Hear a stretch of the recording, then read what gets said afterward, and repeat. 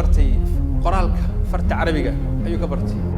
runtii taas waxay ku tusaa la yiri in sheekhu uu isku waday xerownimada iyo waxbarashada nidaamiga ah waxa ku xiga suuro dhan baa jirta oo leeyahay suuratul xujuraat oo ka shaqeysa akhlaaqda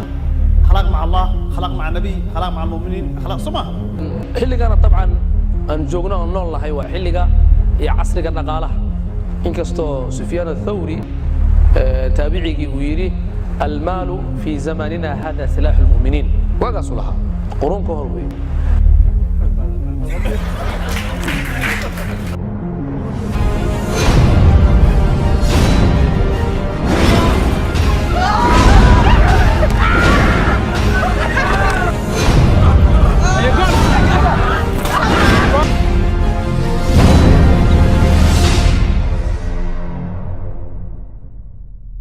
إله سبحانه وتعالى وحيري ولا تؤتوا السفهاء أموالكم التي جعل الله لكم قياما وارزقوهم فيها واكسوهم يعني أمواش حولها الذين أما الدولة الإسلام كإلهها يا لودي من ذلك السفهاء وأكو عياريا ساسا مركا نقاله إيكونوميكي مسلمين توحاها يد السفهاء وأكو عياريا ويوغو بنوكتي سويسرا لكتي وكسما يستي دنا إليهين نين كم إذا دلالك أفريكا dalkii ma garanayo ma xasuusto inuu Senegal ahaa inuu dal kale ahaa ma garanayo ayaa wuxuu Faransa ka codsaday in laga taageero waxbarashada marka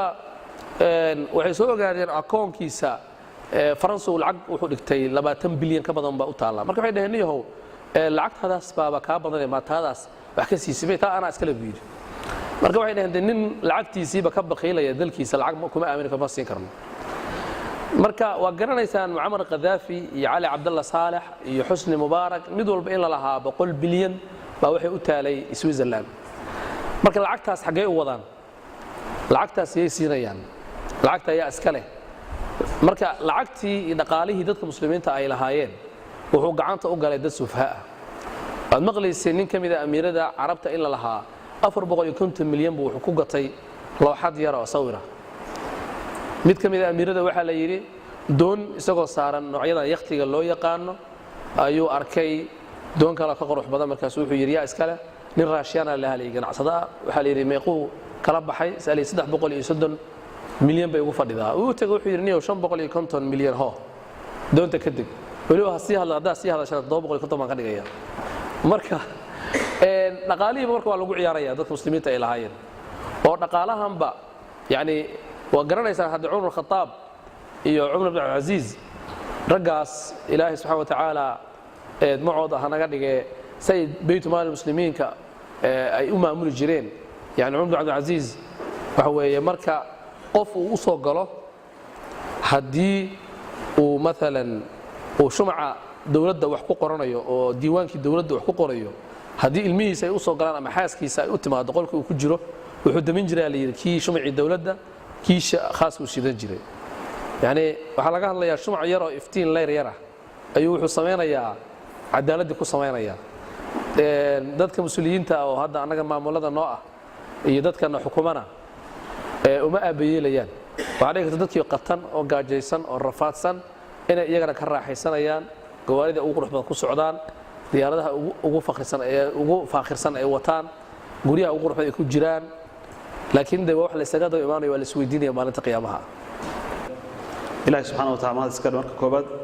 نسجان عبادة النسيء الله نكر بيو أنت وحاد وفرح له. أو إلهي سبحانه وتعالى وصل نسيء نعدي ماشى عن استي أو مكان كان غرفة بدن أو نفتنا قرن أصحابنا لو أركنا قرن هنا هرت سجون معنا. منطق يكوح منطق أنت وما علينا أو suurta gelisay magaaladan inta la eg meel saas oo kale loo fariisto oo dadku ay si fiican ugu nastaan oo ku yaray laakiin sanadkan baa jaan soo helay maadaama kan ka haysan dadkina haysanana waa qabanayna marka dib male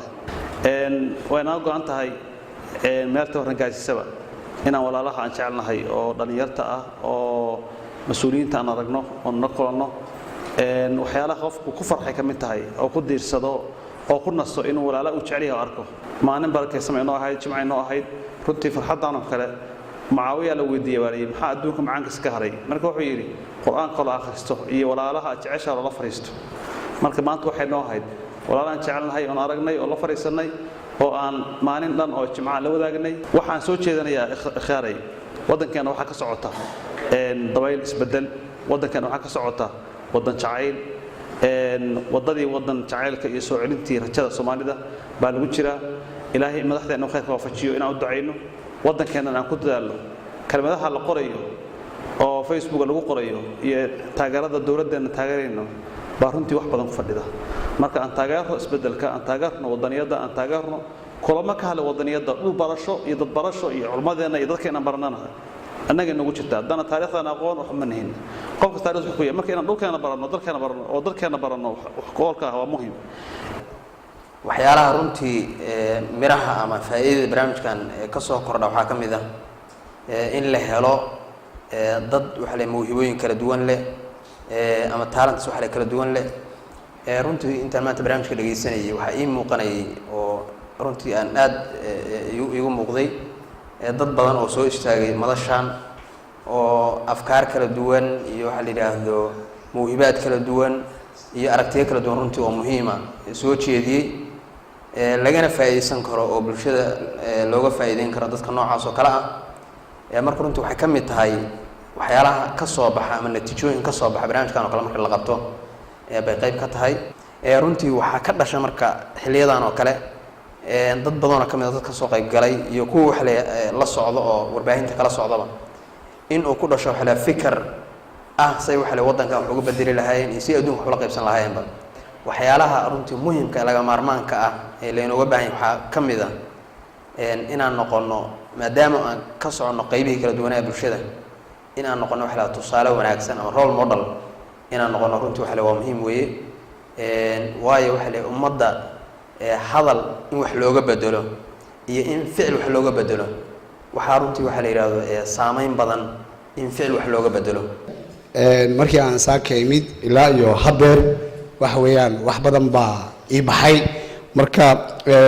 dhammaan akhyaarta meesha fadhida asaatidada iyo ragga ganacsatada iyo ragga dhalinyarada wax baranaysa dhammaan marka hore waxa weeye waa u mahadcelinayaa iyo dalada irshaad oo kulankan soo qaban qaabisay runtii haddii bulshada qaybaheeda kala duwan ay isku yimaadaan wax badan baa waxa weeyaan la isweydaarsanaya waxaana moodaa waxa weeyaan hadalka markii la soo kufiyo in waxa weeyaan horumar la sameeyo iyo si waxa weeyaan dhibaatadii dhacay looga soo kabsado anu marka waxaan aaminsanahay waxa weeyaan haddii dhalinyarada waxa weeyaan kulamo noocan oo kala ah loo sameeyo isla markaasna waxa weeyaan rag waxa jira han leh haddii noqoto waxa weeyaan maxaa la yiraahdaa dhinaca business hadday sameynayaan rag waxaa jira han leh haddii rabaa inay sameeyaan waa maxay sayniska oo kale waxaa kaloo jira rag han leh oo doonaya ama isku arka inay noqdaan waxa weeyaan hogaamiyayaal wadankoodana doonaya inay wax ka bedelaan marka fikir ahaanteeda waxa weeyaan inaan xoojiyo ama aan waxa weeyaan ku soo bandhigo in irshaad tababarada ay sameynayso ay sii wadaan isla markaasna waxa weeyaan dadka ay u arkaan biri ka maalin inay bulshadu ay u noqon karaan hormuud ay ka soo qaybgeliyaan isla markaasna waxa weeyaan ay ku taageeraan hadday noqoto tababaro hadday noqoto inay maskaxdooda dhisaan marka dhammaantiin waa mahadsantiin asalaamu calaykum waraxmatullahi wabarakaatu horta waxaan idin sheegayaa anugu horta waxaan dhashay 2018 maantana waxaan u malaynayaa waa maalintii la kala qaaday markii la fiiriyo dee mataqaanaa sababtaa u leeyahay waxa weeye intii hore ee cimrigayga soo tagtay dee wax badan oo mataqaanaa iga qarsoonaaba maanta ii iftiimay run ahaantii barnaamijkii maanta dee haddii la dhaho laga filaaqayo ama ha la qiimeeyo laguma soo qiimeyn karo 2 daqiiqo oo qura waxaan maanta inooga sheegay barnaamijyo kala gedisan oo qurux badan tusaale ahaan macalinkeena xasan cali yuunus wuxuu noo soo jeediyey wadamada caalamka waxaa laga taageeraa oo lubnaan muusa oo la weynaysiiyaa wadan kasta halyeyga iyo dadka haldoorka uu leeyahay sidoo kale barnaamijka hadda ugu dambeeyay waxaa lanoo ka sheekeeyey caalamka iyo siyaasadaha iyo waxyaalaha istaba maraya horta waa ka xunnay annagoo haddaan dhalinyarta nahay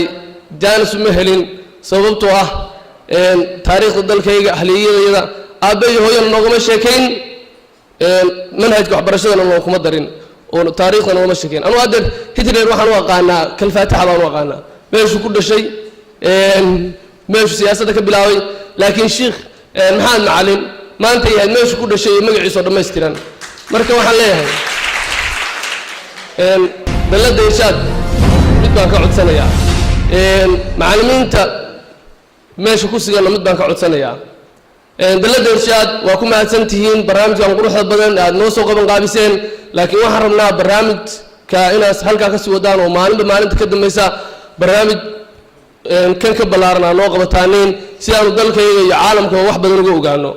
macallimiinteena meesha ku sugan waxaan leenahay waan ognahay kolba manhajka khaldane dee idinku waqtiga 45 daqiiqo xiisadaha leeyihiin qayb waxa u reebtaan kan 5 daqiiqo tahay dalka u reeba dalka si ahaliyadooda iyo taariikhda dalka iyo wadaniyada uga sheekeysaan inta waxaan loo sheegay kaalinta dhalinyaradu leedahay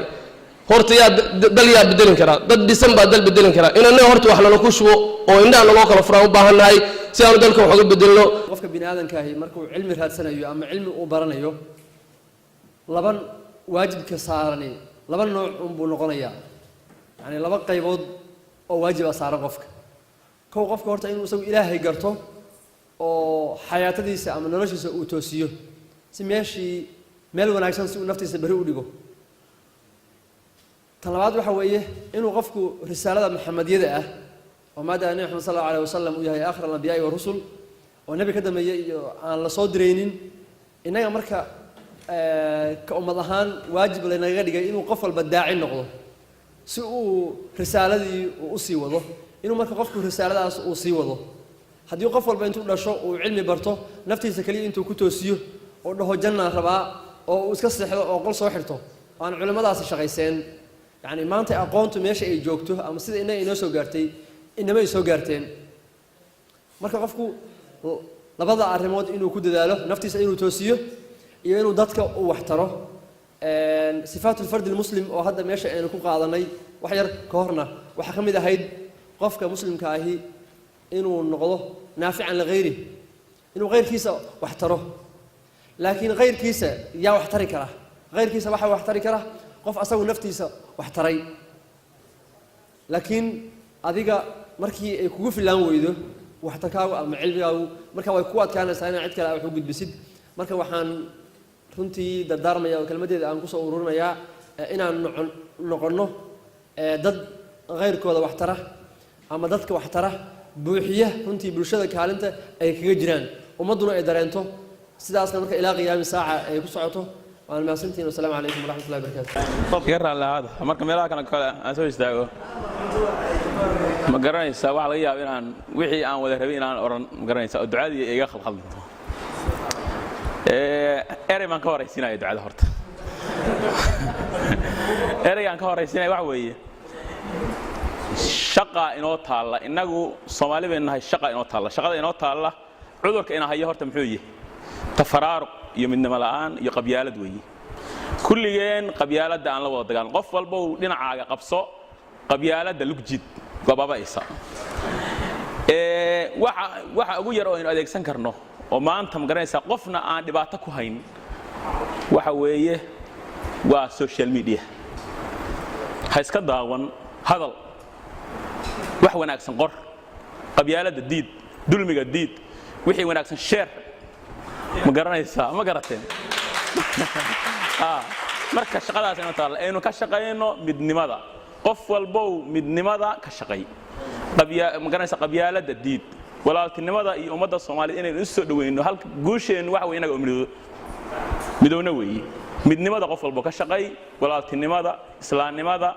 ma garanaysa qabyaalada la dirirka inta aan ka shaqeeyno inta aynu isku balansanno ilaahay waxaan ka rajaynaynaa inuu ummadda mideeyo ilaahu ummadda midee ilaahu ummadda noo midee rabbiyow ilaahu Soomaali midee ilaahu ma garanaysa islaamka iyo ku midee ilaahu islaamka nagu midee ilaahu islaamka nagu midee aad baa u mahadsantiin. Assalaamu alaykum wa rahmatullahi wa barakatuh.